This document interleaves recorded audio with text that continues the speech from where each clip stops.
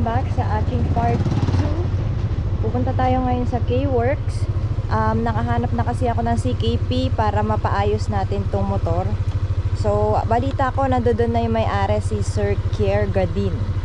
So, let's go. Ayan guys, papunta na tayo sa K-Works kasi nakahanap na ako ng part na nasira sa motor ko. The reason why namamatay siya habang umaandar, ayun yung tinatawag nila na CKP or crankshaft position sensor. So, however, ang tingin ko kasi nabili ko sa Shopee is fake.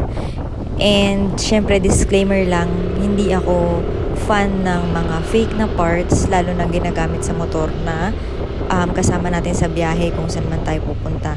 Syempre unang-una gusto ko is yung safety ko. Pangalawa, gusto ko syempre tumatagal yung gamit. Gagastos na lang din naman tayo syempre dun na sa pangmatagalan.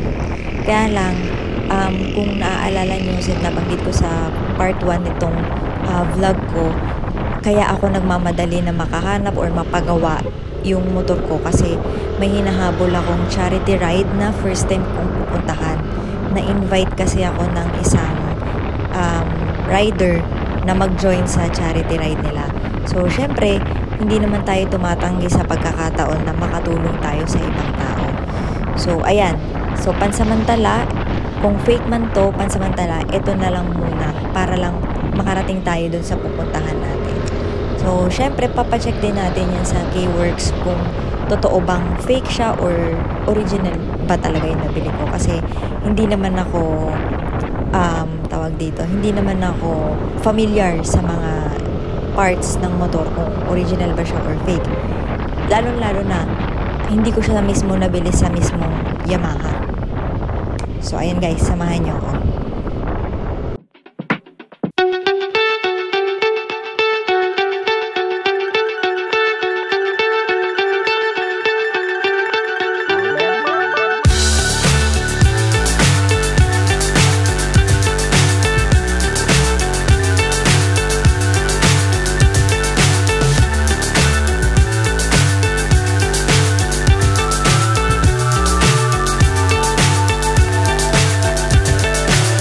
So high, I'm hypnotized.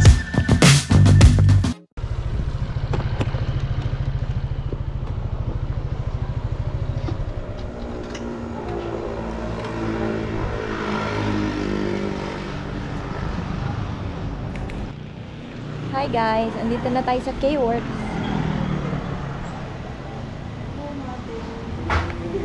Kuya, nakahanap na ako. Ito si Kuya Ken. Hi ka muna. Hello, part 2. Part 2.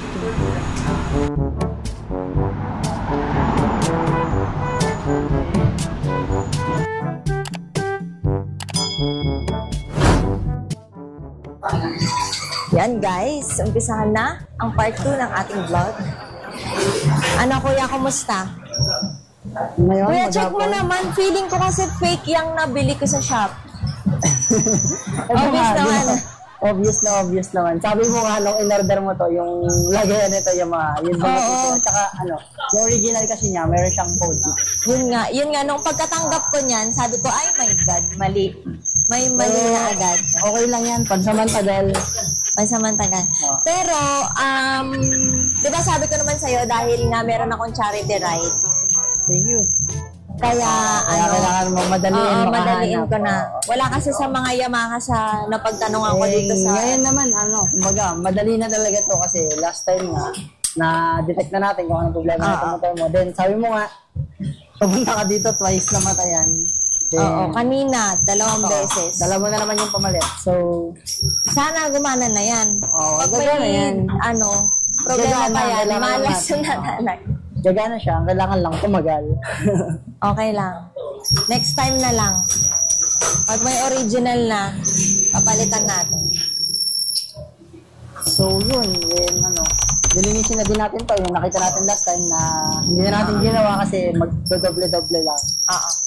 Tapos pagkakabit, reset ulit. Pura yung mga error. Kaya nung ginawa natin last time. Oo. Nakita mong problema ng last time, nandito na ulit yun. Kasi nga sabi mo, namatayan ka ulit. Oo nga pala, no? Babalik pala yun, no? Ano daw to? Tingnan nga natin. Parang andumi na nga. Paano kaya yung kalawang? Ano yun, nilinisin natin yun, tapos i-repaint na natin, tapos... Okay lang? May time pa? Meron, marami namang time. Hanggang alas 12 pa yung ngayong araw. Naisip ko lang, sabi ko kasi medyo hapon na eh. Kung nakikita mo naman, minsan, hindi naman, minsan madalas eh. Talagang inaabot ng gabi. Talaga. Oo nga, pag dumadaan ako dito, puno eh. Ngayon, anong oras na? Magpa-5 na. Hanggang ngayon, may ginagawa pa. Nang dumating ka, may ginagawa pa din. Kaya medyo nag-antay ka pa talaga. Pero wala, kagabi talaga. Puro makina ginagawa namin. Kaya... So inabot din kayo ng gabi? Madaling araw pa nga. Minsan, lalo na pagkakarera na kinabukasan. Okay.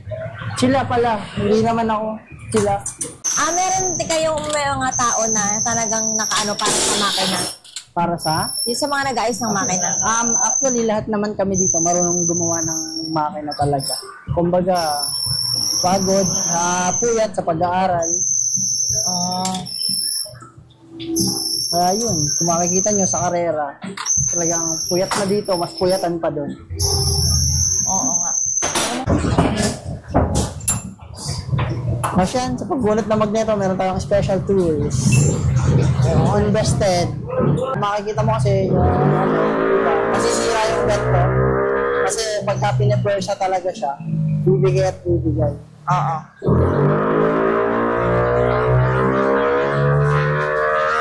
Matanggal na naman natin ito last time. Medyo maingay, may nire-remark sa loob. Kaya nga eh.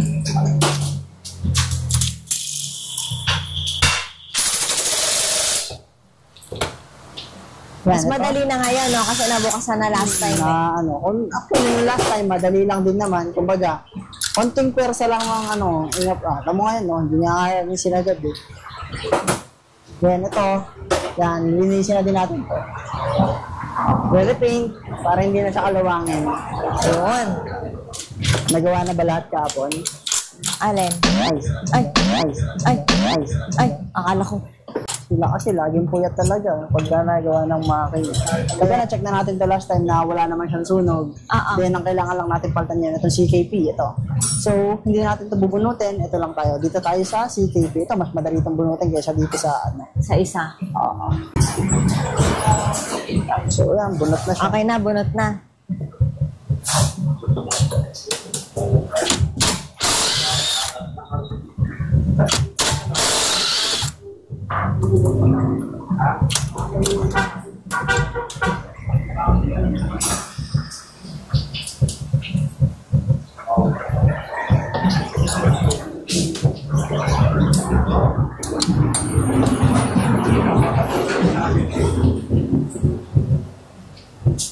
Then yan, itong stator, lilinisin na din natin to.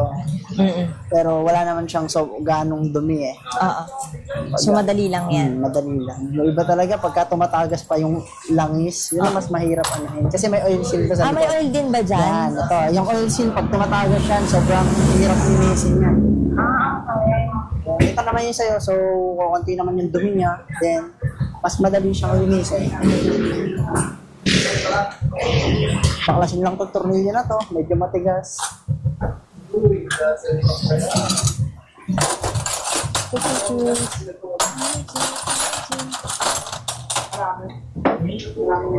Yung matilos na bala.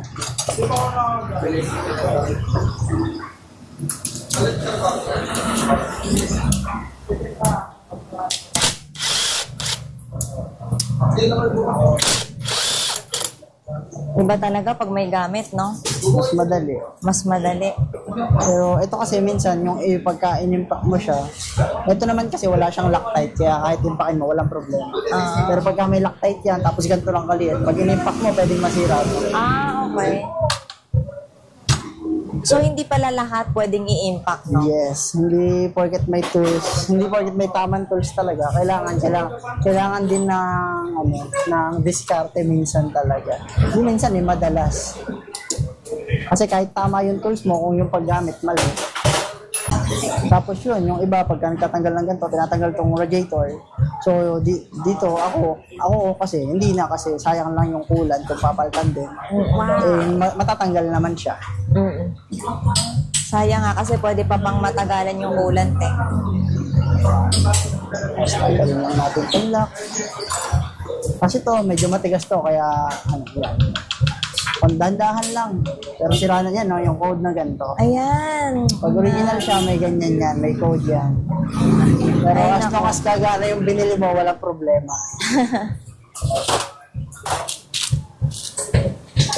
Then ito, hawhawan lang natin yan, then bago natin ilagay. Tapos ito, re-repaint. Then let's go. For repaint. Grabe. Parang mainit-init. Ay! Grabe yung kalawang. Parang mainit-init pa siguro dahil galing ako sa andar. Hindi naman tayo masyado nag-antay ng matagal. Iyong.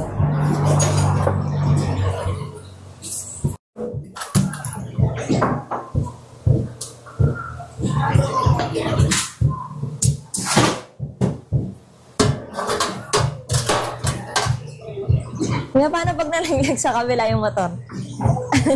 Pag ganun mo. Pupulutin. Pero ano naman wala pa naman nangyayari. Wala pa nangyayari.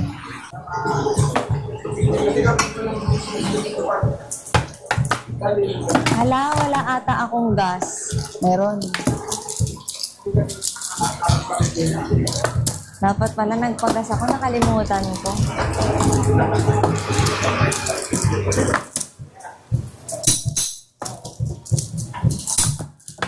Kakaya naman sa viewers ko, walang gas. So yun, dito sa paglinis, talagang gas ginagamit namin. Yung iba sinasabi pagka gas ginamit mo, masisira yung oil seal. And yung oil seal naman talaga, masisira talaga siya ng gas pag nababad. Kaya pagkalinis, tuyuin mo agad, oil good yan. Kasi kahit naman di gas linisin mo dyan, masisira at masisira yan, di mo lang alam kung kailan. So yung iba ang ginagamit dito, CVT cleaner. And kung CVT cleaner kasi yung gagamitin, magkano yung sa loob? 180, 150. Gagamit ka isa, dalawa. So 300. Kung pag gumamit ka ng gas, wala pang 1 litro minsan. So yung 300, ipagas mo na lang. True. Kaya nasabi ko last time. Mas tipid, no? Magkano lang yung oil seal, wala pang 200 ata. Larang talaga, pag tumagas, siyempre, permission.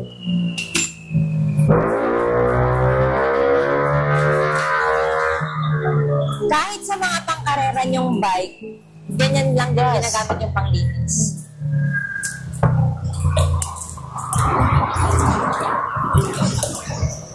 Mas maarte pa pyesa nun. Mas maarte pyesa? Pero gas lang talaga, mas mabilis siya ipanlinis. Talagang dala yung mga grasa.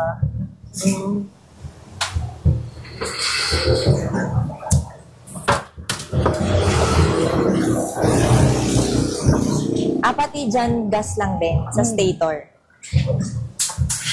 Ang gas mo. Ito naman kasi kahit malagyan siya ng gas, dyan papasok siya. Radiator. Saka yung sabi mo nga, yung sa'yo, konti naman dumi. Hindi niya kailangan talaga ng masinsinang linis. Yung pag tumatagas yung mga langis ng ganito, talagang kahit kasingit-singitan, kailangan mo linisin. Yun ang mas matagal, medyo matagal talaga. Kasi minsan, nilulubog niya namin sa ultrasonic para naman bumili. Ito medyo, actually hindi ko yan kasi din masyadong gamit. Kaya nga diba, ang bata pa masyado para masira ng CKP. Pero issue ata talaga ng Aerox yun no? Yung mga version 1 yun, naglalabas. Okay. Yung mga matatagal na Aerox, ito, kalimitan, yung mga namamatayan, yung tipong oras sa isang rides, ang dalas. Tapos napalitan nyo na ng AdPro, check nyo yung CKP niya, try nyo ng palitan. Kasi mas mura siya kaysa bumayad ng labor na CKP, pagka hirap mag-start, namamatay sa takbo. Pero hindi naman lahat ng hirap sa start, CKP yung sira. Minsan tukod barbula, o kaya minsan barado na yung air filter, wala makapasok na hangin. Actually naisip ko nga yun. Sabi ko, ba't kaya namamatay baka mamaya yung air filter kasi hindi ko pa napapalinis. O kaya naman, minsan yung ISC nag-stack up na. So, kaya maintenance din talaga. Every 10 to 15,000, palinis yung mga throttle body. Preventive maintenance lang siya.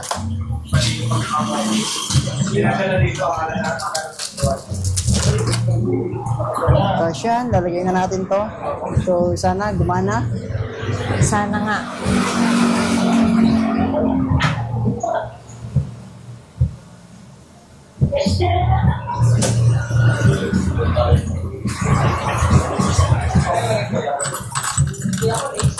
So kuya, paglagay mo niyan, yung history mawawala rin.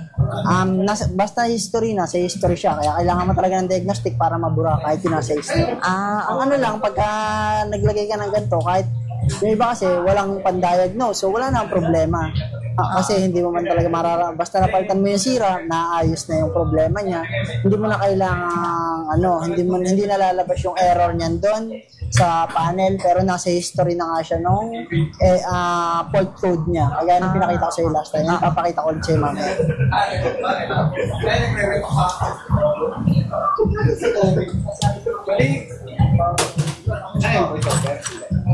Hindi, naka-mic. Interviewin mo. Hindi, kailangan yun. Lino, ayaw. May mga tropa ka ba single? Single ba yun? Single. Ayaw mag-girlfriend. Boyfriend daw gusto. Ano pangalan niya kuya? Tolitz? Jonathan. Okay. Parang College iba yung- yung tawag. College yung palayo nun. College. College yung code name nun eh. Pag tinawag mo kasi ng Jonathan, di nakikinig eh. Kailangan colleagues.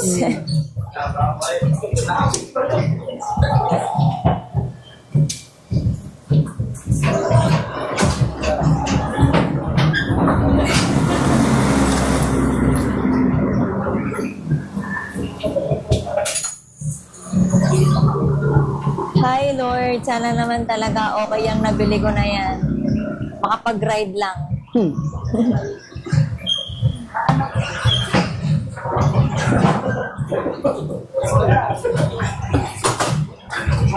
Yan, lagay na natin. Papasok na natin to dyan. Angat lang natin. Yan. Yup.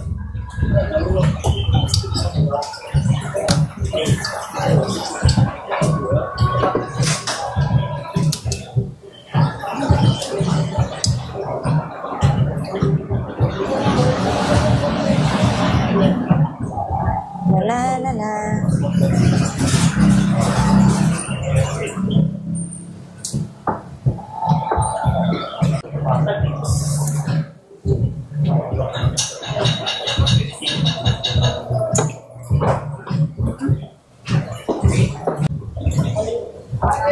Siguro kuya kaya yung iba tinatanggal yung ang tawag Kasi dito? radiator. Kasi Oo. sagabal naman talaga. Oo.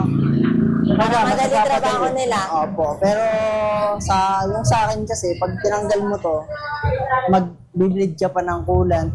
Then, kasi pagka hindi na-bleed ng tama yan, may bula sa loob. Mag-overheat siya.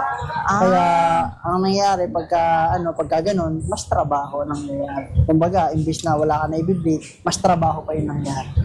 Pero wala, kanya-kanyang diskarte yan eh. So, saan sila naman siya dadalihan? Ako kasi dito,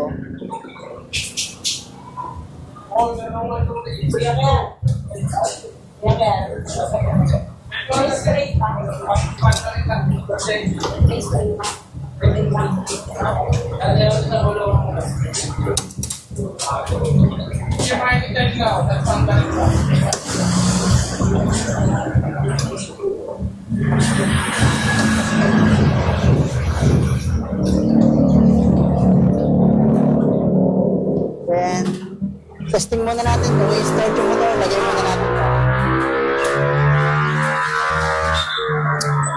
Kasi start natin muna, tingnan natin kung gagana.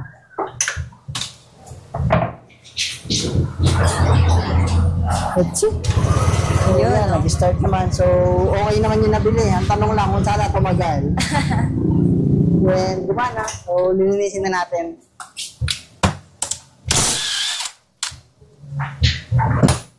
Ano yun kuya, pang karera din yun? Ayun na Ito nandito. Yes, yung tatlo Sa na inyo yan. din yan? O sa iba? Yan sa, yung nandiyan dyan, ito nakikita mo yan, race bike namin yan. Then yun, yung may K-Works, then yung isang kulay orange sa MTRT mismo. MTRT Philippines. MTRT mo mismo. Wow. So yun, kahit yung race bike ng MTRT Philippines, dito ginagawa. And privilege na yun. Tsaka kung nakita niyo yung post na namin last time, yung kahit yung kay Mototech, nandito yung motor niya, dito din ginawa. Taas to, didilitin natin. So, ito, medyo matagal kasi... Kaya nga, lilihain pa yan. Ang ginagamit kasi namin dito yung steel brush. Then binabala sa grinder, sa drill. Ito yung steel brush, kuya.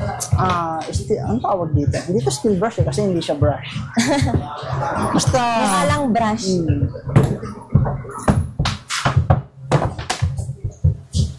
So yan, kung paano yung start eh. Kuya, panood ah.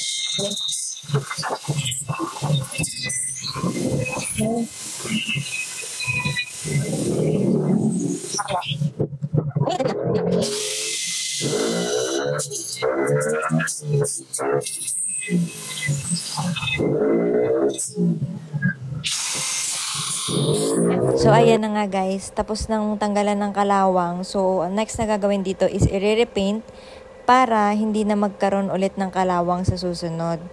Kaya lang, nawalan ako ng audio. So, ang sinasabi lang naman dito ni Kuya Kim is kung ano yung ginagamit nilang spray paint para sa magneto. So yun, ito na, tapos na natin yung repaint, then tuyo na din siya, then sasalpak na natin. Then, Yun, malinis na. Kanina, kalawang na eh. Hello, ang ganda. Black lang talaga ginagamit nyo. yes po, kasi Pero paano kung gusto ng customer pink? pag bibili siya ng pink, pwede. Pero wala namang black lang ano yung yun sa available kulay. namin. Pero kung ano namang gusto ng customer, kasi motor naman niya yan. Kaya lang, di din naman kita, no, kuya? Tago din siya. Pero kung ano kasing gusto ng customer, tapos lalo mga accessories lang naman, kinakabit namin. Pero pag kayo sa makina, tapos gusto ng customer, hindi pa pwede yung gusto, kailangan sukatan talaga. Oo. Pero kung ganyan lang, mga pintura, walang problema yan.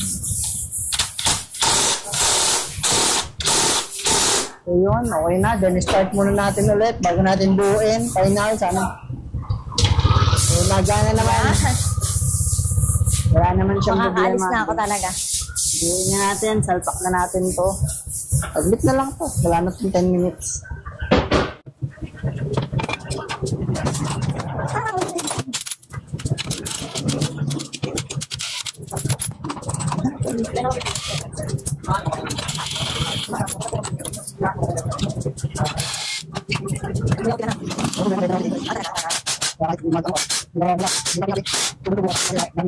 Ay, wow. Ganda naman yung Sir Kia. Here.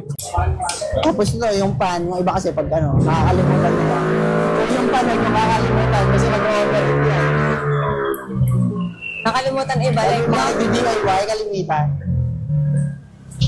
Nakakalimutan nila ibalik yung pan. Ayun, nag-overheat.